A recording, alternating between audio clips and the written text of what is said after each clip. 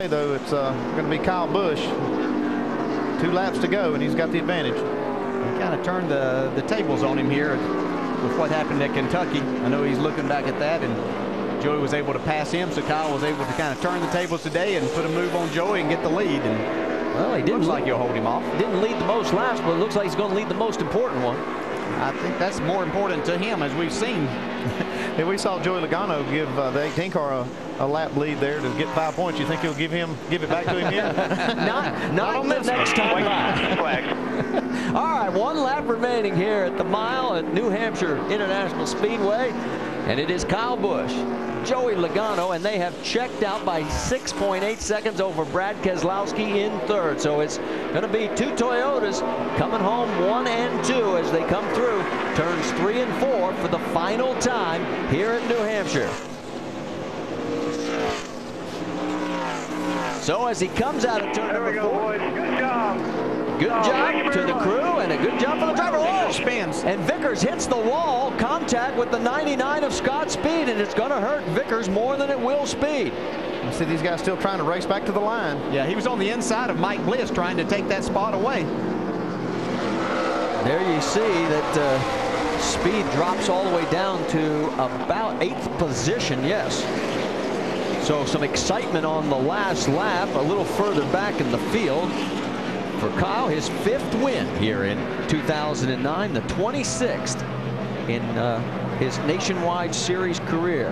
Vickers was running 5th at the time, and here we go. And Vickers is not too happy with Scott Speed. Now these are Sprint Cup teammates. Calm down, NASCAR's talking here. You can't tell it right now.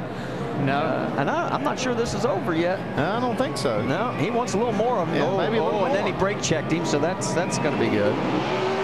I'm never a fan of this. I don't like seeing guys tear race cars up after the race. Meanwhile, the celebration going on down at the finish line with the 18 of Kyle Busch surrounded by smoke. Wow, that's a great burnout. He's getting good at these things. Well, you'd think after this many wins, he'd be pretty good at it. Vince. Jason Ratcliffe, the crew chief for Kyle Busch. You guys seem to be very patient today as Kyle came up through the field. Was that your strategy from the beginning?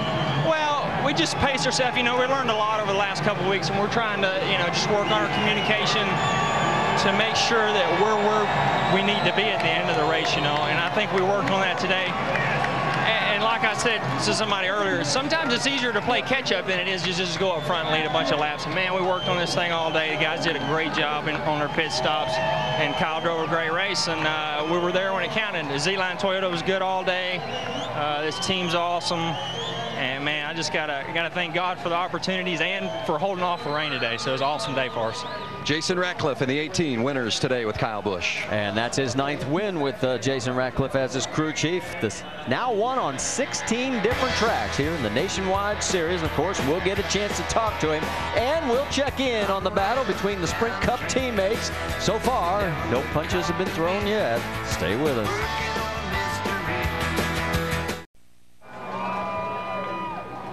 Well, looking down on victory lane here at the Camping World RV Sales 200 presented by Turtle Wax. Let's talk to our winner, Vince Welch.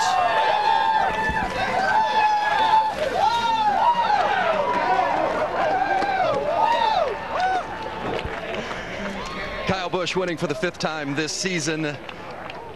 The 2nd place finishes of the last couple of weeks have been equally frustrating for you, I think, as much as the victories have been satisfying. How good does it feel to be in victory lane at New Hampshire for the first time? It feels pretty awesome. You know, this place is real tough on me for some reason. It kind of eludes me, but really got to thank Z-Line Designs, Jim Sexton, and Monica. You know, this was awesome. A great effort by the whole team, Jason, myself. And to beat Joey, you know, he's got a lot of laps around here, so that's pretty special. That kid's very talented. So, you know, I want to thank Staples for jumping on board with us, NOS Energy Drink, Toyota, Marquis Jets, Gillette, DirecTV, and of course thank all the great fans that were out here for the NASCAR race today. You came through the field methodically, using a lot of patience. What did you see from Joey's car that knew you were going to have an opportunity to slide under him for the winning pass? I didn't think I really had an opportunity. You know, we just kept adjusting on our car all day. Normally when we're out front, we don't adjust on it, you know, so today we didn't have the winning car, we made the winning car, you know, and that's just what seems to be the different thing about, you know, about our cars sometimes. Sometimes we're out front, we're content with what we've got. and we end up getting beaten in the end and get the show stolen from us. So can't even speak right now. But this is great. Ratcliffe and myself, we talked this past week about what we need to do in order to get better, in order to take this team to victory lane instead of finishing second week in and week out. And this is a good step in the right direction. So really proud of Jason and Joel and all these guys here. It was a winning combination for Kyle Busch and his crew chief, Jason Ratcliffe. A 162-point lead now for Kyle Busch in the championship chase. That's the largest lead of the season. Marty? All right, thanks, Vince. His 10th NASCAR win in 09, 3 in Cup, 5 here in the Nationwide Series, and 2 in the Camping World Truck Series. Here's our ticket to race. Cup upcoming dates, of course, next week in Daytona, then on to Chicagoland and Gateway, and then in ORP. Stay with us. We're coming right back.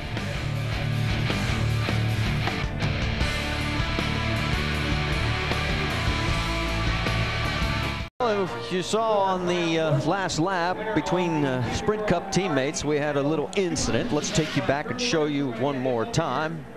Yeah, Brian Vickers still fighting hard to try to get by Bliss. Has to check up, and he gets hit from behind by his Cup teammate, Scott Speed. And then at the end result, of course, we saw a little bit of contact from the 32 on the cool down lap, and it certainly didn't look like the 32 was very cool. And then there was some words afterwards right here as Vickers came up.